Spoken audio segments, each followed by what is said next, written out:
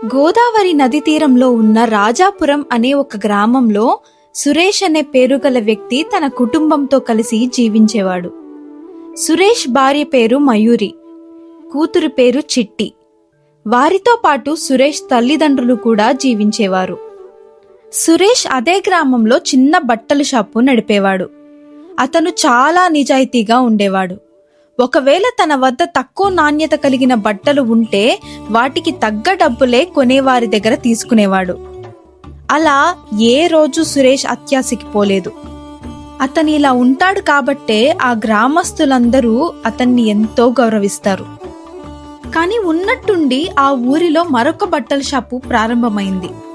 అందులో సురేష్ షాపులో కంటే తక్కువ ధరలోనే బట్టలు అమ్మేవారు. దాంతో సురేష్ షాప్కి జనాలు రావడం పూర్తిగా మానేశారు. 3 నెలలకే షాపు మూసేయాల్సిన పరిస్థితి వచ్చింది. ఒకరోజు రాత్రి మయూరి సురేష్తో, ఏంటండి మన పరిస్థితి ఇలా అయింది? మనతో పాటు మన పాప చిట్టి కూడా చాలా ఇబ్బంది పడుతుంది. బాధపడకు మయూరి, మనకి ఉన్న ఈ కష్టం తాత్కాలికమే. నేను వేరే పని చూసుకుంటాను.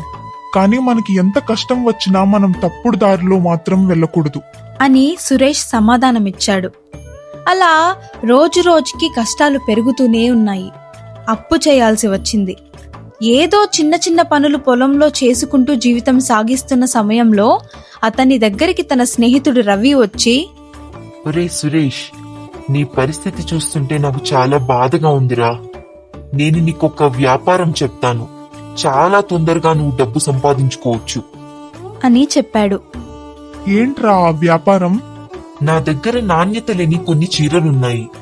నీకెలాగో ఇందులో అనుభవం ఉంది కాబట్టి నువ్వు నాకు ఆ చీరలు మంచి ధరకి అమ్మి పెడితే అందులో సగం డబ్బులు నీకే ఇచ్చేస్తాను అని రవి సమాధానం ఇచ్చాడు. అది విన్న సురేష్ ఏమాత్రం ఆలోచించకుండా వెంటనే, లేదురా రవి, నా జీవితంలో ఎప్పుడూ ఎవ్వరిని మోసం చేయలేదు, ఇప్పుడు కూడా చెయ్యను అని సురేష్ సమాధానం ఇవ్వగా ఇక చేసేదేమీ లేక రవి అక్కడి నుంచి వెళ్ళిపోయాడు. అలా కొన్ని రోజులు గడిచిపోయాయి. ఒకరోజు అకస్మాత్తుగా సురేష్ తండ్రికి గుండెపోటు వచ్చింది. వెంటనే ఆసుపత్రికి తీసుకెళ్తే ఆపరేషన్ చేయాలని, దానికి 2 లక్షలు ఖర్చవుతుందని డాక్టర్లు చెప్పారు. సురేష్ ఎంత ప్రయత్నించినా ఆ డబ్బు దొరకలేదు. ఇక ఏం చేయాలో తెలియని స్థితిలో సురేష్ అతని మనసులో, అమ్మా దుర్గమ్మ, నేను ఎప్పుడు ఎవ్వరికి ఏ అన్యాయం చేయలేదే. నాకెందుకు తల్లి ఇలాంటి పరీక్షలు విధిస్తున్నావు? నేను చేయాల్సిన ప్రయత్నం నేను చేశాను. ఇక మా నాన్నని నువ్వే కాపాడాలి తల్లి అని అనుకున్నాడు.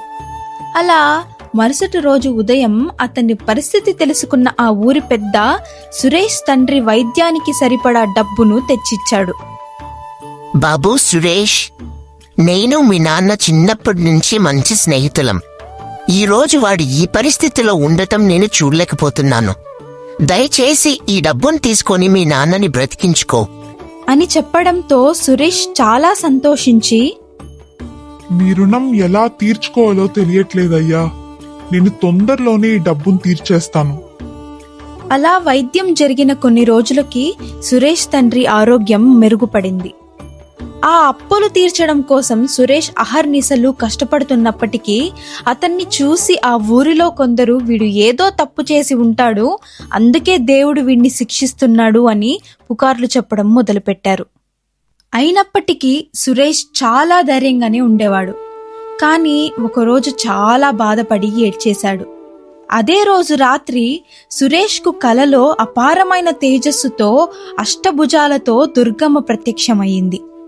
నాయనా సురేష్, నీవు నేను పెట్టిన 3 పరీక్షల్లో గెలిచావు.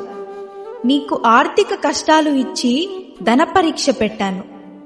ఎవ్వరూ చూడట్లేదు కదా అని డబ్బు కోసం నువ్వు ఎక్కడైనా తప్పుదారి పడతావేమోనని చూశాను. కానీ నువ్వు అలా చెయ్యలేదు. తరువాత నీ తండ్రికి ప్రాణాపాయం రప్పించి శ్రద్ధ పరీక్ష పెట్టాను. నీ చేతిలో చిల్లి గవ్వలేకపోయినా నేను ఉన్నానని బలంగా నమ్మావు. నాపై ఉన్న విశ్వాసం అస్సలు చెక్కు చెదరలేదు. ఇక చివరిగా ఊరిలో జనం నిన్ను నిందించినప్పుడు నీకు ధైర్య పరీక్ష పెట్టాను. ఈ లోకం మొత్తం నీకు వ్యతిరేకమైన నీపైన నీకు నమ్మకం నువ్వు ఎప్పుడూ వదలలేదు. ఏ రోజు నువ్వు దేనికి ఆవేశపడలేదు. కాబట్టి చివరి పరీక్షలో కూడా గెలిచావు. రేపటి నుండి నీ జీవితం పూర్తిగా మారిపోతుంది. నా ఆశీర్వాదాలు ఎప్పుడూ నీ కుటుంబంతో ఉంటాయి అని చెప్పి మాయమైపోయింది. దుర్గాదేవి వరమించినట్లుగానే సురేష్ కుటుంబం ఎప్పుడు సంతోషంగా జీవించింది. ఈ కథ మీకు నచ్చినట్లయితే లైక్ చేయండి, షేర్ చేయండి.